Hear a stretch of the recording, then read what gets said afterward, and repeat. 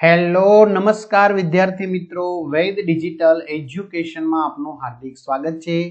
આજે આપણે ધોરણ 5 સીઈટી પ્રેક્ટિસ પેપર 4 સરસ મજાની સમજૂતી સાથે સોલ્યુશન જોવાના છે। આગળ 3 આપણે પેપર જોઈ ચૂક્યા છીએ, એ તમે વ્યવસ્થિત રીતે એપ્લિકેશનમાં જે થતો યુટ્યુબના પ્લેલિસ્ટમાં જઈને જોઈ શકશો। ચેનલમાં ન હોય ચેનલ સબસ્ક્રાઇબ કરો, વિડીયો લાઈક કરો, તમારા મિત્રો દોસ્તોને શેર કરો।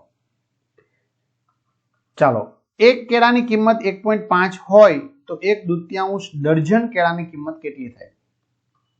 તો 1 દર્જન એટલે વિદ્યાર્થી મિત્રો થશે 12 નંગ, ખાસ યાદ રાખવું। તો આપણે 1/2 દર્જન કીધું છે, તો 1/2 ગુણ્યા 12 તો 2 છકુ 12, તો 6 એકા 6, તો 6 નંગ થશે, બરાબર। તો એક કેળાની કિંમત કેટલી છે? 1.5 રૂપિયા, તો 6 નંગ કેટલી? તો 1.5 ગુણ્યા 6, પોઈન્ટ કાઢવો હોય તો છેદમાં 10 મૂકી દેવાના, અથવા તો 1.5 ગુણ્યા 6 એટલે 15 છક 90, 9 રૂપિયા થશે। ચાલો, 9 રૂપિયા આપણી પાસે જવાબ છે, તો કે હા, બરાબર। હવે આપણને એક સરસ મજાનો પ્રશ્ન પૂછવામાં આવ્યો છે। કયો પ્રશ્ન છે? 5 રૂપિયાને પૈસામાં ફેરવતા કેટલા પૈસા થશે? તો 1 રૂપિયો બરાબર 100 પૈસા, તો 5 રૂપિયો બરાબર 500 પૈસા થશે, બરાબર। એક કંપનીમાં એક દિવસનું મહેનતાણું 280 રૂપિયા આપે છે, તો 2.1/2 એટલે કે 2.5 દિવસ કામ કરે તો તેને કેટલું મહેનતાણું મળે?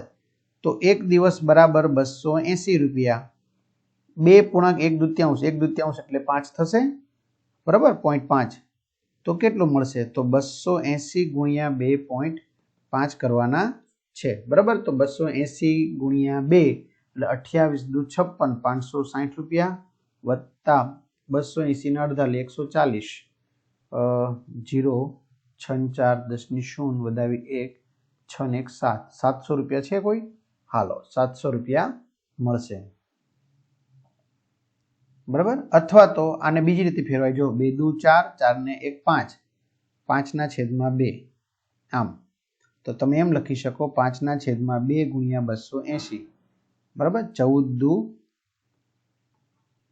28, 0 નો 0, ચાલો 14 × 5 = 70, પાછળ 0, 700 રૂપિયા। આવી રીતે પણ ચાલશે।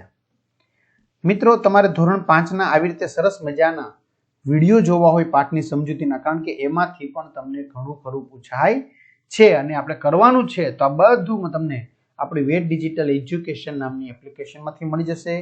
ગૂગલ પ્લે સ્ટોર ત્યાંથી ગેમ ડાઉનલોડ કરો, ત્યાં જઈને વેદ ડિજિટલ એજ્યુકેશન નામની એપ્લિકેશન ડાઉનલોડ કરો, ઓપન કરશો એટલે પેજ ખોલે, જેમાં તમારા પોતાનો મોબાઈલ નંબર નાખો, સેન્ડ ઓટીપી કરો, 4 આંકડાનો ઓટીપી નાખશો એટલે પેડ કોર્સમાં જુદા જુદા પેડ પ્લાનની પીડીએફ, એક્ઝામ પેપરમાં પેપરો, 3 થી 12માં 3 થી 12ના વિડીયો, તમારું ધોરણ પસંદ કરી વિષય પ્રમાણે પાઠવેલ વિડીયો જોઈ શકશો, બરાબર, આસપાસ હશે। શાળાની એક પુસ્તકાલયમાં 58,990 પુસ્તકો હતા, તેમાંથી 12,873 પુસ્તકો ફાટી ગયા, ત્યારબાદ 5,701 પુસ્તકો નવા ખરીદ્યા, તો હવે પુસ્તકાલયમાં કેટલા પુસ્તકો થશે? તો તમારે શું કરવાનું?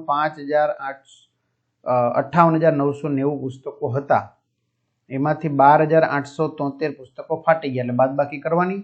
ચલો, અહીંયાથી 10 કો લીધો 8, અહીંયા 10, 10 માંથી 3 જશે તો 7, 8 માંથી 7 જશે તો 1, 9 માંથી 8 જશે તો 1, 8 માંથી 2 જશે 6, 5 માંથી 1 જશે તો 4, 46,117 પુસ્તક વધ્યા। હવે એમાં નવા કેટલા લીધા? 5701, 5,701, 7 ને 1 8, 1 ના 1, 7 ને 1 8, 5 ને 6 11 નો એકડો વધાવી 1, 4 ને 1 5, 51,818 પુસ્તકો નવા થયા। ચલો, સમયનો મોટામાં મોટો એકમ કયો છે? તો સેકન્ડ કરતા મિનિટ, મિનિટ કરતા કલાક, બરાબર। તો આપણે 53માં કલાક રાખીશું। આમ તો પ્રકાશ વર્ષ થાય મિત્રો, પણ એ આપણે કંઈ ભણવામાં આવતું નથી।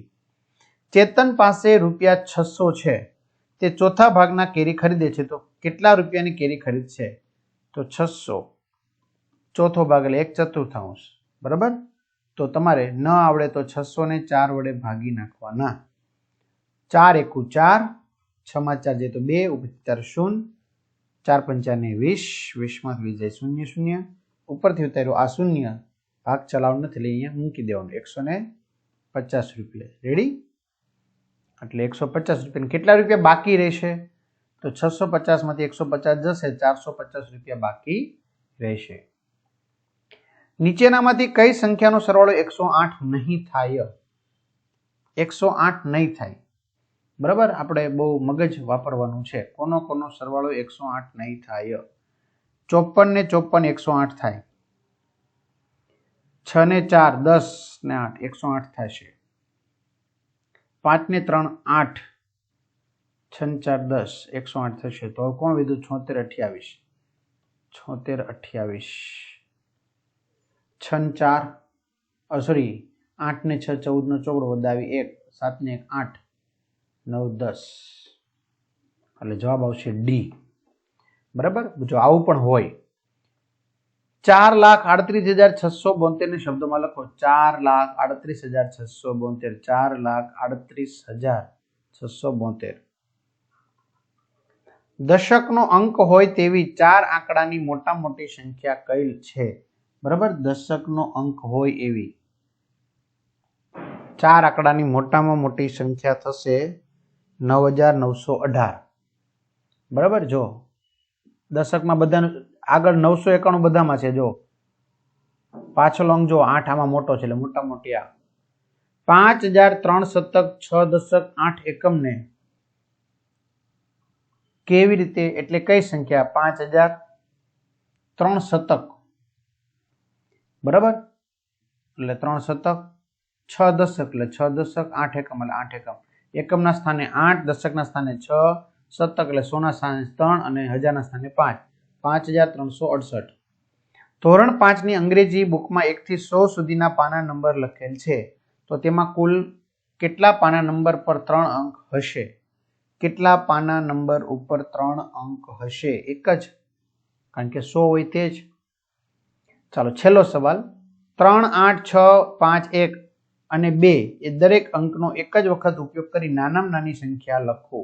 નાનામાં નાની સંખ્યા લખવાની છે, તો પહેલા 1 જ લખાય, પછી 2 લખાય, પછી 3 લખાય, પછી 5 લખાય, 6 લખાય ને 8 લખાય. 1 2 3 5 6 8 નાનામાં નાની. અથવા તો તમને એમ કે મોટા મોટી સંખ્યા કઈ? તો પહેલા 8 6 5 3 2 1. પછી એમ કે આ બેનો તફાવત કે તો શું કરવાનો? બાદબાકી. અને બેનો સરવાળો કે બેનો કુલ તો શું કરવાનો? સરવાળો. તો વિદ્યાર્થી મિત્રો, આ વિડીયો તમને ગમ્યા હોય તો ચોક્કસથી કમેન્ટ કરો કે સર આવી સિરીઝ ચાલુ રાખો, તો આપણે રાખીશું. તમારા મિત્રો દોસ્તોને જાણ કરો. ચેનલમાં ન હોય ચેનલ સબસ્ક્રાઇબ કરો. અહીં સુધી રાખીએ અને બધાને સીઈટીના પેપર જ્યારે આવશે ઓરિજિનલ, ત્યારે પણ આપણે એનું સોલ્યુશન મૂકીશું. પણ આવી રીતે પ્રેક્ટિસ કરતા રહીશું તો તમને સારા માર્ક્સ ચોક્કસથી પાસ થઈ જશો અને સારા માર્ક્સ આવશે અને મેરિટમાં પણ તમારું નામ આવશે. તો અસ્તુ, જય હિન્દ, જય ભારત, ઓલ ધ બેસ્ટ.